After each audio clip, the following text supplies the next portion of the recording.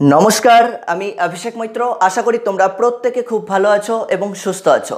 तोमादेर देखते देखते दुटो अध्याय शेष अर्थात शिखन एबं शिखन कौशल এই দুটো অধ্যায় থেকে তোমাদের এখন পর্যন্ত যে কটা প্রশ্ন করিয়েছি প্রত্যেকটা প্রশ্নই কিন্তু খুব খুব গুরুত্বপূর্ণ। তোমরা প্রত্যেকেই জানো 2020 সালে কিন্তু এডুকেশন পরীক্ষা হয়নি করোনা ভাইরাসের পরিস্থিতির জন্য। 2021 সালে তো কোনো পরীক্ষাই হয়নি। সেই দিক থেকে ভাবনা চিন্তা করে আমি তোমাদেরকে যেভাবে গাইড করছি তোমরা কিন্তু ঠিক সেইভাবেই মেনে চলার চেষ্টা করো। কেউ কিন্তু নিজে থেকে কোনোভাবেই ফাঁকি মারার চেষ্টা করবে না। অনেকে আছো সাজেশনের ভরসায় আছো, স্যার সাজেশন কখন দিবেন? বছর শুরু হতে না হতেই আমার কাছে প্রচুর ইউটিউবে কমেন্ট আসে, আমার হোয়াটসঅ্যাপে মেসেজ আছে, স্যার সাজেশনটা দেবেন না। সাজেশন পরের কথা, তুমি সাজেশনের জন্য পরীক্ষায় বসছো না, তুমি পরীক্ষাতে পাস করার জন্য পরীক্ষায় বসছো না, তুমি একজন মানুষের মতো মানুষ হওয়ার জন্য, তুমি ভবিষ্যতে এগিয়ে চলার জন্য, ভালো কলেজে ভর্তি হওয়ার জন্য এবং পরীক্ষাতে শুধু পাস মার্ক নয়, তুমি লেটার মার্ক এবং 90% প্লাস মার্ক নিয়ে পাস করার জন্য কিন্তু তুমি পড়াশোনা করছো, তাই তো? তোমাদের কিন্তু আলাদা অনেক অনেক বড় স্বপ্ন আছে, আর সেই স্বপ্নে পৌঁছাতে গেলে কিন্তু তোমাদেরকে প্রথম থেকে কিন্তু অত্যন্ত মনোযোগ সহকারে খুব ভালোভাবে পড়াশোনা করতে হবে, ফাঁকি মারলে কিন্তু চলবে না। তো সেই দিক ভাবনা চিন্তা করে তোমাদের যে কটা প্রশ্ন করিয়েছি প্রত্যেকটা প্রশ্নই গুরুত্বপূর্ণ। তোমরা বাড়িতে নিজেরা সেই প্রশ্নগুলো বারবার করে পড়বে, লিখবে, লিখে প্র্যাকটিস করবে যাতে তোমরা কোনোভাবেই কিন্তু ভুলে না যাও।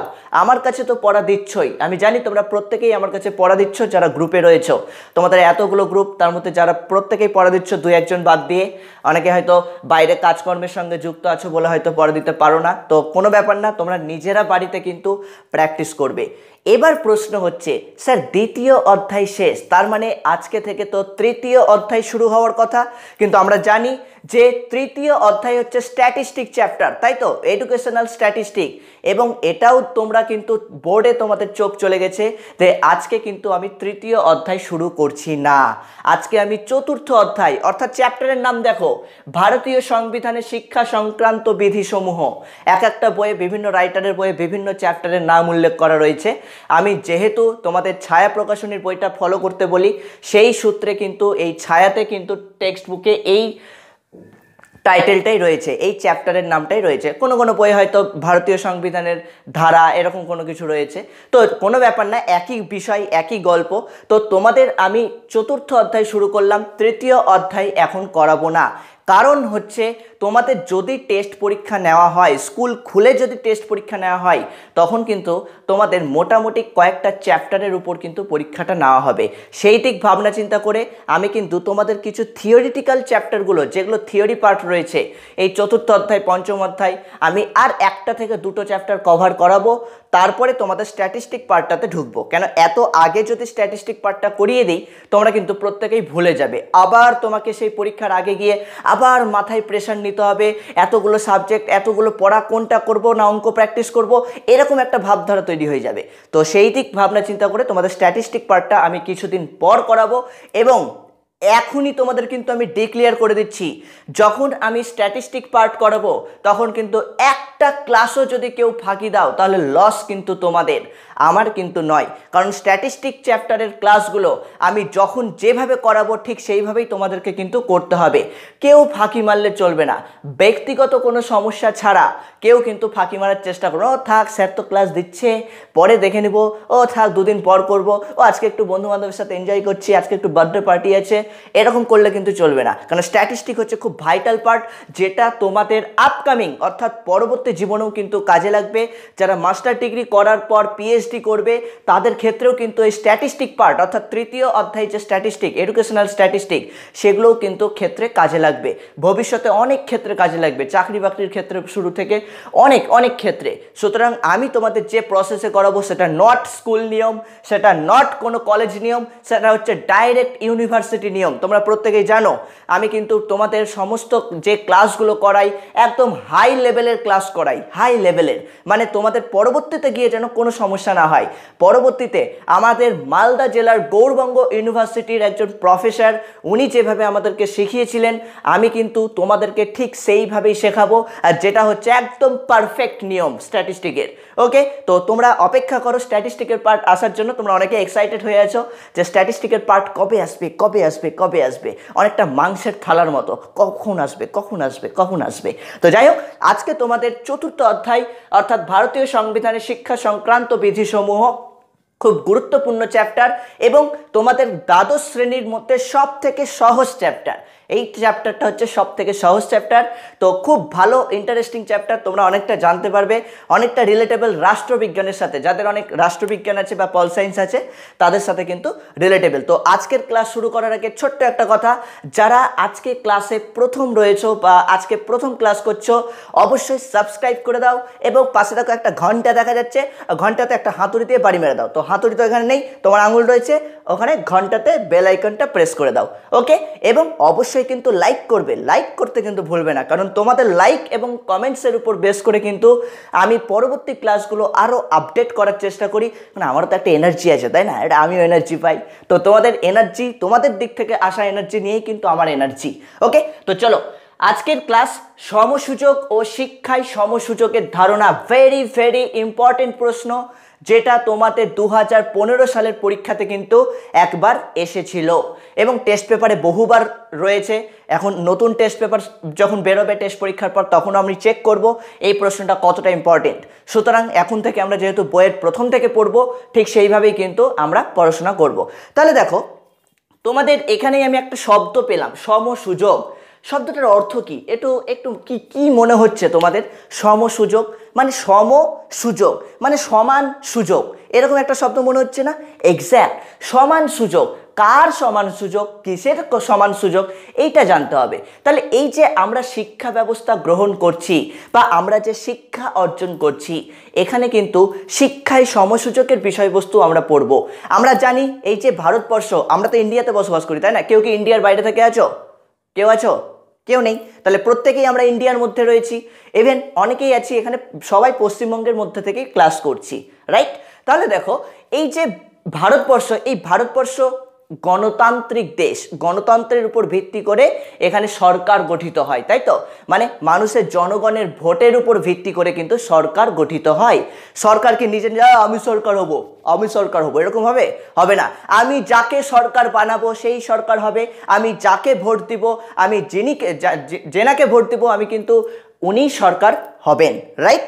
তাহলে দেখো, এই যে ভারতবর্ষ গণতান্ত্রিক দেশ, এই গণতন্ত্রের কিন্তু একটা মূল কথা রয়েছে, কি বলতো? সাম্য স্বাধীনতা। সাম্য এবং স্বাধীনতা। এই যে সাম্য এবং স্বাধীনতা, সাম্য মানে সমতা এবং স্বাধীনতা, প্রত্যেকেরই একটা স্বাধীনতা রয়েছে, কেউ কারোর অধীনে থাকতে চায় না, তাই তো? তোমরাও প্রত্যেকে কেউ কারোর অধীনে থাকতে পছন্দ করো না, ঠিক গণতন্ত্রেও কিন্তু এটা মূল কথা। তাহলে ভারতীয় সংবিধান অনুযায়ী, ভারতীয় সংবিধান বি.আর. আম্বেদকরের প্রতিষ্ঠিত হচ্ছে ভারতীয় সংবিধান, বি.আর. আম্বেদকর এটা রচনা করেছিলেন। তাহলে ভারতীয় সংবিধান অনুযায়ী কিন্তু কি বলা হয়েছে ভারতীয় সংবিধানে? বলছে ভারতবর্ষ যেহেতু গণতান্ত্রিক দেশ, এখানকার জনগণদের মধ্যে সাম্য স্বাধীনতা প্রয়োজন। এই সাম্য স্বাধীনতার উপর ভিত্তি করে প্রত্যেকটা জনগণকে ধর্ম বর্ণ নির্বিশেষে, মানে আর্থসামাজিক অবস্থা, ধর্ম বর্ণ প্রত্যেকটা নির্বিশেষে কিন্তু প্রত্যেককে সমান সুযোগ সুবিধা প্রদান করা। সমান সুযোগ সুবিধা। আজকে তোমার টাকা আছে, তুমি সুবিধা পাবে, আমার টাকা নেই, আমি সুবিধা পাবো না। তুমি হিন্দু, তুমি সুবিধা পাবে, আমি খ্রিস্টান বা আমি মুসলিম, আমি সুবিধা পাবো না, এরকম কিন্তু কথা বলা নয়। অর্থাৎ ধর্ম বর্ণ আর্থসামাজিক অবস্থা। আর্থসামাজিক অবস্থা মানে তোমাদের অর্থের উপর ভিত্তি করে সমাজে যে তোমার একটা ওয়েট, সমাজে যে তোমার যে পেশাটা, সমাজে যে তোমার ভূমিকাটা, সেইটা। আজকে সমাজে বিভিন্ন ধরনের পেশার মানুষ বসবাস করে, উকিল থেকে ডাক্তার থেকে শিক্ষক থেকে রিক্সাওয়ালা থেকে ড্রাইভার থেকে প্রত্যেকটা পেশার মানুষই কিন্তু এখানে সমান সুযোগ সুবিধা পাবে। আজকে তুমি শিক্ষক, তুমি উকিল, তুমি সমাজে হাইলি পরিষেবা পাবে, আর যে একজন মুচি বা যে একজন মেথর সে লো পরিষেবা পাবে, এরকম কথা কিন্তু বলা হচ্ছে না। সুতরাং সকল ধর্ম বর্ণ আর্থসামাজিক অবস্থা নির্বিশেষে সকলকে, প্রত্যেকটা জনগণকে সমান সুযোগ সুবিধা প্রদান করাটাই কিন্তু এই সমসুযোগ, একেই বলা হচ্ছে সমসুযোগ। তাহলে আমরা সমসুযোগ কি, এটা তো 2 মার্কসের জন্য আমরা বলতে পারবো। তোমাদের নোটস যেটা দিয়েছি সেখানে আমি সুন্দর করে উল্লেখ করে দিয়েছি কতটুকু লিখতে হবে বা কি লিখতে হবে, কোনো সমস্যা নেই। এবার মেন যে বিষয়টা, শিক্ষায় সমসুযোগের ধারণা, এইটা কিন্তু ওই একই টাইপেরই কথা, শুধু একটু শিক্ষা কথাটা লাগিয়ে দেবো, এডুকেশন কথাটা লাগিয়ে দেবো। প্রশ্নটার মার্কস কত থাকতে পারে? 2+6 অর্থাৎ 8 মার্কসের জন্য প্রশ্ন তোমাদের থাকবে। তো দেখো, শিক্ষায় সমসুযোগ বিষয়টা কি? শিক্ষায় সমসুযোগ আমি তোমাদেরকে এর আগে কোনো ক্লাস 11-এ থাকতে হয়তো বোঝাচ্ছিলাম কোনো একটা চ্যাপ্টারে। দেখবে শিক্ষায় সমসুযোগ মানে কি, আমরা ভারতবর্ষর নাগরিক, তাহলে ভারতবর্ষ স্বাধীন হওয়ার পর থেকে প্রত্যেকটা ক্ষেত্রে কিন্তু শিক্ষায় সমান অধিকারের কথা বলা হয়েছে। অনেক কমিশন, অনেক কমিটি তোমাদের ক্লাস 12-এরই রয়েছে, ভারতীয় শিক্ষা কমিশন, মুদালিয়ার কমিশন, জাতীয় শিক্ষা কমিশন, এগুলো আস্তে আস্তে আসবে, পরবর্তী চ্যাপ্টারগুলোতে রয়েছে। তো স্বাধীনতার পর বা স্বাধীনতার আগেই বলো, স্বাধীনতার পরবর্তী আমরা এখানে ব্যবহার করব। তো স্বাধীনতার পর কিন্তু প্রচুর কমিশন, প্রচুর কমিটি গঠিত হয়েছে এবং সেখানে কিন্তু বলা হয়েছে শিক্ষায় সমান সুযোগ সুবিধা প্রদান করতে হবে। জাতি, ধর্ম, বর্ণ, আর্থসামাজিক অবস্থা নির্বিশেষে প্রত্যেকটা মানুষকে, প্রত্যেকটা শিক্ষার্থীকে, প্রত্যেকটা শিশুকে শিক্ষায় সমান সুযোগ সুবিধা প্রদান করতে হবে। আজকে তুমি ধরো তোমার বাবা শিক্ষক বা তোমার বাড়িতে হয়তো খুব হাইলি তোমরা লাইফ বিলং করছো, তুমি ভালো স্কুলে পড়াশোনা করছো, আর একটা রিক্সাওয়ালা, সেই রিক্সাওয়ালার ছেলে কি হাইলি স্কুলে পড়ার ক্ষমতা নেই? হাইলি স্কুলে কি পড়ার সুযোগ পাবে না?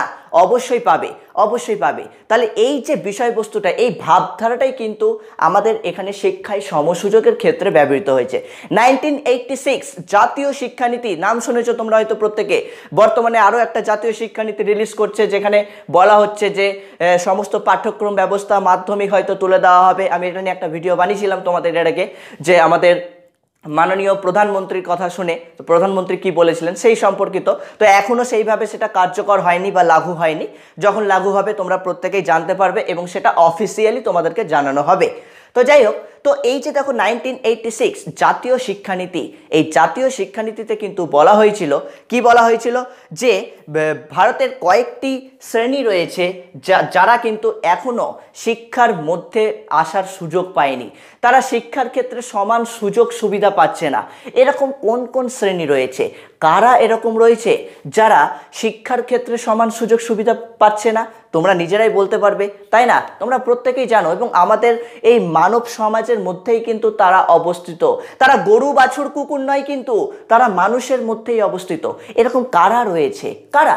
তোমরা নিজেরাই বলতে পারবে, বলো দেখি, তোমরা নিজেরাই পারবে তো? কারা? এসসি, তাই তো, শিডিউল কাস্ট, যাকে আমরা তপশিলি জাতি বলি। এসটি, শিডিউল ট্রাইব, যাকে আমরা তপশিলি উপজাতি বলি। আর কারা হতে পারে বলো? তপশিলি জাতি, তপশিলি উপজাতি, বলো। হ্যাঁ, ব্যতিক্রমী শিশুরা, অর্থাৎ ব্যতিক্রমী শিশু মানে প্রতিবন্ধী শিশু যাদেরকে আমরা বলি। তাহলে প্রতিবন্ধী শিশুরাও কিন্তু শিক্ষার দিক থেকে পিছিয়ে রয়েছে, তারাও কিন্তু সমান সুযোগ সুবিধা পাচ্ছে না, তাই না? এটা আমরা দেখতে পাচ্ছি, আমাদের আশেপাশে কিন্তু প্রতিবন্ধীদের শিক্ষাদানের জন্য সেরকম জায়গা নেই। আমি আসছি পরবর্তীতে এগুলো। তাহলে এই যে প্রতিবন্ধীদের জন্য বা ব্যতিক্রমী শিশুদের যে শিক্ষা, আর কি হতে পারে বলো? মাইনরিটি, অর্থাৎ মুসলিমদের জন্য শিক্ষা, অর্থাৎ মুসলিমরাও কিন্তু অনেক ক্ষেত্রে, অনেক জায়গা আছে, অনেক এলাকা আছে যেখানে কিন্তু মুসলিমরাও পিছিয়ে রয়েছে। আর সব থেকে ভাইটাল জিনিস কি? নারীরা, নারীরা, তাই না? নারীরাও কিন্তু শিক্ষার দিক থেকে পিছিয়ে রয়েছে। তাহলে তোমাদেরকে একটা হোমওয়ার্ক দিচ্ছি, ছোট্ট হোমওয়ার্ক। আমি দেখবো কারা কারা সঠিক উত্তর দিচ্ছে। তোমাদেরকে বলবো, বর্তমানে, এই যে বর্তমান ভারতবর্ষে নারী শিক্ষার হার কত? বর্তমান ভারতবর্ষের নারী শিক্ষার হার কত? এটা তোমাদের হোমওয়ার্ক থাকলো, তোমরা প্রত্যেকে কমেন্ট বক্সে কমেন্ট করে জানাবে। আমি কিন্তু কারোর কথা পার্সোনালি শুনবো না, তোমরা কমেন্ট বক্সে কমেন্ট করে জানাবে ভারতে নারী শিক্ষার হার হলো এত। এই কথাটা তোমরা প্রত্যেকে দেখবো কারা কারা সঠিক উত্তর দিচ্ছে এবং কারা কারা অ্যাক্টিভলি রয়েছে এবং অ্যাক্টিভলি বিষয়বস্তুগুলো জানার প্রতি তাদের আগ্রহ রয়েছে। আমি এটা চেক করব তোমাদের আজকে। তো প্রত্যেকে কিন্তু অবশ্যই কমেন্ট বক্সে জানাবে যে ভারতবর্ষের নারী শিক্ষার হার কত। ভারতবর্ষে বলেছি, পশ্চিমবঙ্গে বলিনি। ভারতবর্ষে নারী শিক্ষার হার কত? জিকে টাইপ প্রশ্ন, তোমাদের একটু হোমওয়ার্ক দিলাম, তোমরা নিজেরাও যাতে একটু পরিশ্রম করো। ওকে, তো দেখো এই যে ক্যাটাগরিগুলো, অর্থাৎ নারী, তপশিলি জাতি, তপশিলি উপজাতি, প্রতিবন্ধী শিশুরা, মাইনরিটি অর্থাৎ মুসলিমরা, তারপর ধরো ওবিসিরা রয়েছে, আদার ব্যাকওয়ার্ড ক্লাসেস মানে অন্যান্য অনগ্রসর সম্প্রদায় এটা রয়েছে। আরও কারা রয়েছে? বয়স্ক নাগরিকরা, অনেক বয়স্ক নাগরিক আছে যারা নিরক্ষর, ছোটবেলা থেকে হয়তো পড়াশোনা করেনি বা পড়াশোনার সাথে হয়তো কোনো আর্থিক কারণে হতে পারে বা ফ্যামিলিগত কারণে হতে পারে পড়াশোনার সাথে যুক্ত নয়, তাহলে তারাও কিন্তু এর মধ্যে পড়ছে, এই শ্রেণীর মধ্যে পড়ছে। তাহলে এদেরকে শিক্ষার মধ্যে নিয়ে আসতে গেলে, এই সমস্ত শ্রেণীকে শিক্ষায় সম সুযোগ প্রদান করতে গেলে, অর্থাৎ প্রত্যেকটা নাগরিকের মতো এদেরকেও যদি সমান সুযোগ প্রদান করতে হয়, তাহলে আমাদেরকে কি করতে হবে, আমাদেরকে কি করণীয়, সরকার বা প্রশাসনের কি করণীয়, এই জিনিসটা আজকে আমরা আলোচনা করব। তাহলে চলো একটা একটা করে আমরা আলোচনা করি। প্রথমে বলি যে নারীদেরকে নিয়ে আমরা বলি। 1 নম্বরে আমি বলছি নারীদের জন্য শিক্ষা। তোমরা নিজেরাই বলবে নারীদের জন্য কি করণীয়। নারীদের জন্য শিক্ষা। নারীরা, এই যে আমি তোমাদেরকে একটু আগেই প্রশ্ন করলাম যে ভারতবর্ষের নারী শিক্ষার হার কত, প্রশ্নটা করলাম একটু আগে। তাহলে এই নারী শিক্ষার হার কত ভারতবর্ষে? মানে যথেষ্ট কম, কিন্তু আমি উত্তর এখন আমি বলবো না, এটা তোমাদের হোমওয়ার্ক দিয়েছি। তাহলে এই নারীদেরকে সমান সুযোগ সুবিধা প্রদান করতে গেলে কি করতে হবে? প্রথমে এটা তোমরা প্রত্যেকেই জানো, খুব সহজ চ্যাপ্টার, আমি প্রথমেই বলেছি নারীদের জন্য বালিকা বিদ্যালয় স্থাপন করতে হবে, রাইট? নারীদের জন্য বালিকা বিদ্যালয় স্থাপন করতে হবে, তাদেরকে বিভিন্ন স্কলারশিপ প্রদান করতে হবে। তোমরা জানো মাননীয় মুখ্যমন্ত্রীর অর্থাৎ মাননীয় মমতা ব্যানার্জির স্বপ্নের প্রকল্প কন্যাশ্রী প্রকল্প, যেটাতে তোমরা প্রত্যেকে আর্থিক সুযোগ সুবিধা পাচ্ছ তো? কেউ বলবে না স্যার আমি পাই না, প্রত্যেকেই পাও। তাহলে এই যে দেখো তোমাদেরকে একটা এক্সাইটমেন্ট, তোমাদের মধ্যে একটা আর্থিক দিক থেকে সাহায্য করা, যাতে কোনো মেয়ে অল্প বয়সে বিয়ে না করে যায়, কোনো মেয়ে অল্প বয়সে যেন পড়াশোনা থেকে বঞ্চিত না হয়, তার জন্য কি করছে? কন্যাশ্রী প্রকল্প, অর্থাৎ তোমাদেরকে কিছু আর্থিক সুযোগ সুবিধা দেওয়া হচ্ছে। আর কি হতে পারে? এই যে তোমাদেরকে ধরো সবুজ সাথী প্রকল্প, সাইকেল দেওয়া হচ্ছে। কেন? তোমরা অনেকে হয়তো অনেক মা বাবার মনে থাকতে পারে আমার এখান থেকে না অত দূরে বাড়ি, যাব কি করে, আরে পড়াশোনা করতে গেলে যাব কি করে এরকম ভাবনা চিন্তা রাখলে হয় না। পড়াশোনা করতে গেলে নিজের মধ্যে একটা এনার্জি আনতে হয়, নিজের মধ্যে একটা এনকারেজ আনতে হয়, আমাকে ভালো মতো পড়াশোনা করতে হবে, আমাকে একটা মানুষের মতো মানুষ হতে হবে। আমার যারা দেখবে বর্তমানে ভারতবর্ষে যারা একটা ভালো জায়গাতে পৌঁছে গেছে কিনা, ভালো স্কেলে চলে গেছে, তাদের প্রত্যেকের ব্যাকগ্রাউন্ডটা তোমরা যদি একটু শোনার চেষ্টা করো, দেখবে প্রত্যেকেই কিন্তু আমাদের মতো কষ্ট করেই বড় হয়েছে। কেউ কিন্তু পায়ের উপর পা তুলে আইপিএস অফিসার হয়ে যায়নি, কেউ কিন্তু পায়ের উপর পা তুলে বড় ব্যারিস্টার হয়ে যায়নি, তাদেরকেও কিন্তু ছোটোবেলা থেকে পরিশ্রম করতে হয়েছে, কষ্ট করতে হয়েছে। তাহলে এইভাবে এই যে তারপর ধরো আরও কি হতে পারে? নারীদের জন্য পৃথক বিদ্যালয় স্থাপন, তাদেরকে স্কলারশিপ প্রদান করা, যেমন আমি একটা এক্সাম্পল দিলাম কন্যাশ্রী। তারপর আর কি হতে পারে? নারীদের যে বিদ্যালয়গুলো, সেখানে কিন্তু নারী শিক্ষিকা অর্থাৎ শিক্ষিকা নিয়োগ করতে হবে। কেন শিক্ষিকা নিয়োগ করতে হবে? তোমরা প্রত্যেকেই জানো, যে সমস্ত বোনেরা আমার ক্লাস করছো এখন, দেখবে অনেক মেয়েদের কিন্তু শারীরিক কিছু সমস্যা থাকে, আর সেই শারীরিক সমস্যা কিন্তু তারা যে কোনো পুরুষকে বা কোনো পুরুষ শিক্ষককে কিন্তু তারা সহজে বলতে পারে না। তার জন্য কিন্তু মহিলা শিক্ষক প্রয়োজন, যেখানে তারা মন খুলে তার ম্যাডামদের সাথে বা সেই সমস্ত শিক্ষিকাগুলোর সাথে আলোচনা করতে পারবে এবং সেখান থেকে শিক্ষিকাদের কাছ থেকে কিন্তু ফিডব্যাক নিতে পারবে, উপায় জানতে পারবে এটার জন্য কি করণীয়, তাই না? তার মানে এই যে দেখো তারা ইনসিকিউর যেন ফিল না করে। তাহলে এই ইনসিকিউর ফিল করার ক্ষেত্রে যাতে কোনো বিষয় ঠিক থাকে, সেই দিক ভাবনা চিন্তা করে কিন্তু কি করতে হবে? সেই দিক ভাবনা চিন্তা করে কিন্তু আমাদেরকে নারী শিক্ষার অগ্রগতিতে তাদেরকে সাহায্য করতে হবে। নারীরা কোনোভাবেই যাতে ইনসিকিউর ফিল না করে। ইনসিকিউর ফিল করলে কি, তারা তো আসবে না শিক্ষাক্ষেত্রে, তারা তো শিক্ষা থেকে বঞ্চিত থাকবে। তাহলে এই সমস্ত দিকের কথা কিন্তু বলা হয়েছে, বুঝতে পেরেছ? এবং তাদের জন্য বিশেষ বিশেষ পাঠ্যক্রম রচনা করতে হবে, যে পাঠ্যক্রম থেকে তারা অনেক কিছু শিখতে পারবে, জানতে পারবে। তাহলে এই ছিল কিন্তু নারীদের জন্য শিক্ষা। এই যে আমি কথাগুলো বললাম, এই কথাগুলো যদি প্রপার ওয়েতে পালন করা যায়, তাহলে কিন্তু নারীদের শিক্ষার অগ্রগতি হবে এবং নারীদেরকে সমান সুযোগ সুবিধা প্রদান করা যাবে। ক্লিয়ার? শিক্ষাক্ষেত্রে। তারপর দেখো তপশিলি জাতিদের জন্য শিক্ষা। 2 নম্বর দেখো তপশিলি জাতিদের জন্য শিক্ষা। তপশিলি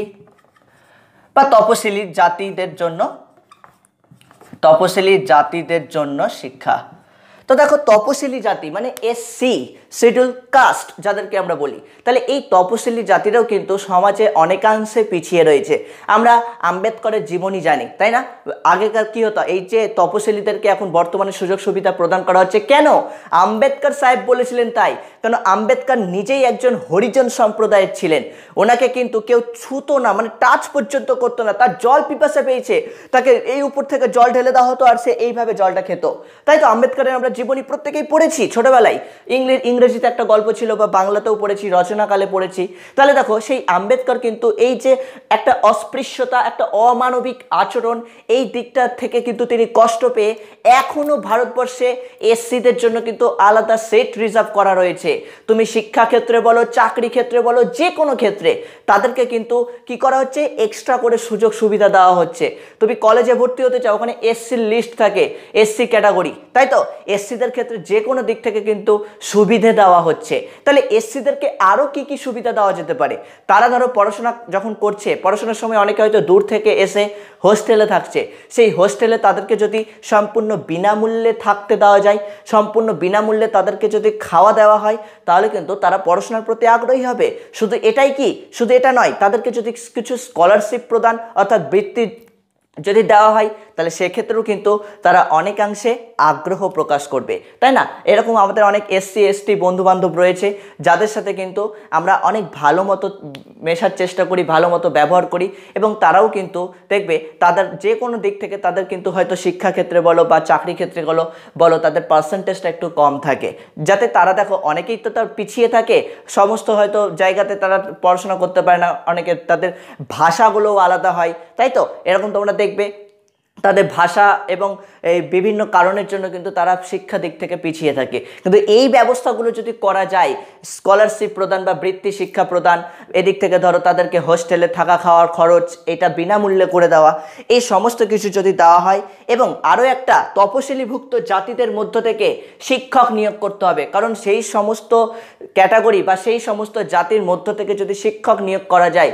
সেই সমস্ত শিক্ষক শিক্ষিকারাই কিন্তু সেই সমস্ত স্টুডেন্টসদেরকে, সেই জাতির স্টুডেন্টসদেরকে কিন্তু ভালো মতো বুঝতে পারবে, তাদের ভাষাগুলো বুঝতে পারবে। রিসেন্টলি হয়ে গেল এসএসসি, তাই তো এই যে তপশিলি জাতিদের যে একটা এসএসসি হয়, সেই এসএসসি কিন্তু রিসেন্ট হয়ে গেল। তাহলে এই রিসেন্ট হয়ে গেল মানে কি, এই তপশিলিভুক্ত জাতিরাই কিন্তু অ্যাপ্লাই করতে পারলো, তপশিলিভুক্ত জাতিরাই কিন্তু সমাজে অগ্রগতির জন্য এগিয়ে যেতে পারবে। বুঝতে পেরেছো? তার জন্যই কিন্তু তপশিলিভুক্ত। একই রকমভাবে তপশিলি উপজাতি, তপশিলি উপজাতি, তপশিলি উপজাতি, তাহলে তপশিলি উপজাতিদের জন্য শিক্ষাটা কি? একই রকমভাবে তপশিলি উপজাতি অর্থাৎ এসটি শিডিউল ট্রাইব অর্থাৎ উপজাতিরাও কিন্তু অনেকাংশে এসটিদের তুলনায় আরও অনেকাংশে পিছিয়ে রয়েছে। তাদেরকে যদি একই রকমভাবে, আমাদের এই চ্যাপ্টারের এই প্রশ্নটা এতটাই সহজ, একটা পার্ট যদি মনে রাখি বাকি পার্টগুলো সব লিখে দিতে পারবো, চোখ বন্ধ করে লিখে দিতে পারবো। বিনা খরচে তাদেরকে হোস্টেলে থাকার ব্যবস্থা যদি করা যায়, তারা শিক্ষার আগ্রহ প্রকাশ করবে।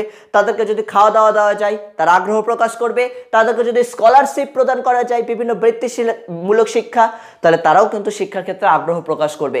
শুধু তাই নয়, তাদেরকে নিজস্ব ভাষায় পাঠ্যক্রম রচনা করা, তাদের যে ভাষা, দেখবে এসটিদের ভাষাগুলো একটু অন্য ধরনের হয়, এসটিদের সাজ, এসটিদের পোশাক আশাক সব কিছুই কিন্তু একটু অন্যরকম হয়, তাই তো? তাহলে এই যে তাদের নিজস্ব যে দৃষ্টিভঙ্গি বা তাদের যে নিজস্ব আচার আচরণ, এগুলোকে যদি প্রাধান্য দেওয়া যায়, এগুলোকে সবাই যদি মান্যতা দেয়, সবাই যদি এই বিষয়গুলোকে ভালোবাসে, তাহলে কিন্তু তারা নিজেদেরকে হীনমন্যতায় ভুগবে না, তারা নিজেদেরকে ছোট মনে করবে না, তারাও কিন্তু সমাজে এগিয়ে আসতে পারবে এবং শিক্ষাক্ষেত্রে তারা আগ্রহ প্রকাশ করবে, এবং তখনই কিন্তু তাদেরকে শিক্ষায় সমান সুযোগ সুবিধা প্রদান করা যাবে।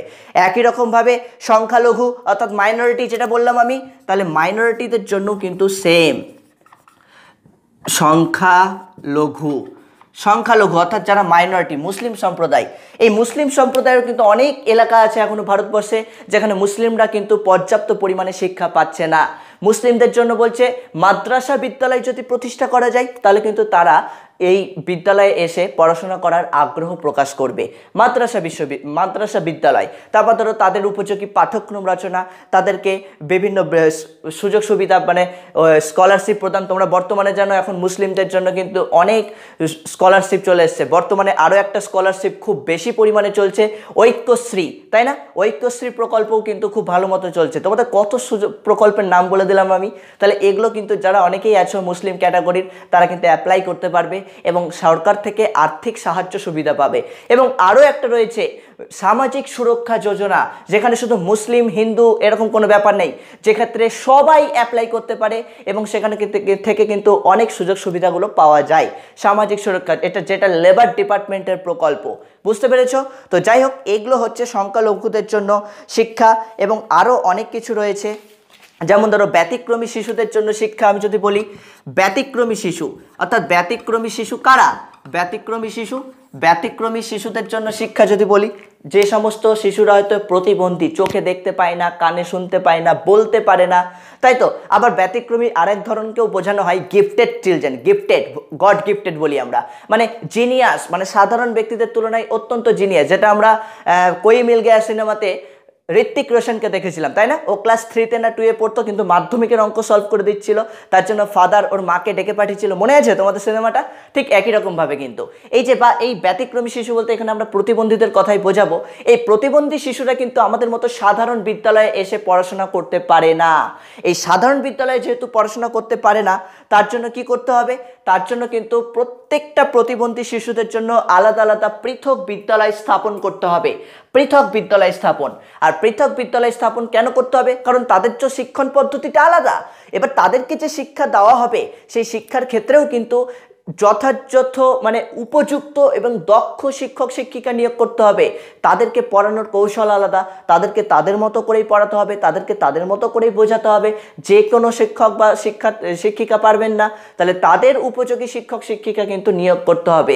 তাদের জন্য বিভিন্ন স্কলারশিপ প্রদান করতে হবে। কারণ অনেক মা বাবা থাকে, ও আমার ছেলে তো চোখে দেখতে পায় না, কানে শুনতে পায় না, ওকে পড়াশোনা করিয়ে কি হবে, এরকম একটা হীনমন্যতায় ভোগে, এরকম একটা দুশ্চিন্তায় ভোগে। তো সেই সমস্ত মা বাবাকে যদি কিছু টাকা পয়সা সাহায্য করা যায়, যাকে স্কলারশিপ বলছি, তাহলে কি করবে? সরকার তো আপনাকে দিতে বলছে না, সরকার নিজে এই শিশুর দেখভাল করছে।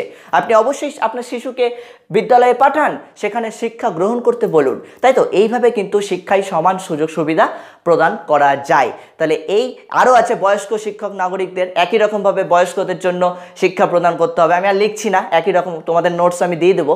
তো বয়স্কদের জন্য কিন্তু এইভাবে শিক্ষা প্রদান করা, তাদের উপযোগী, তাদের ধৈর্যশীল এরকম শিক্ষক নিয়োগ করা, তারা যাতে বয়স্কদেরকে পর্যাপ্ত পরিমাণে ভালো মতো শেখাতে পারে, ধৈর্য ধরে শেখাতে পারে। তো এই ছিল কিন্তু আজকের বিষয়বস্তু, অর্থাৎ শিক্ষায় সমসুযোগের ধারণা।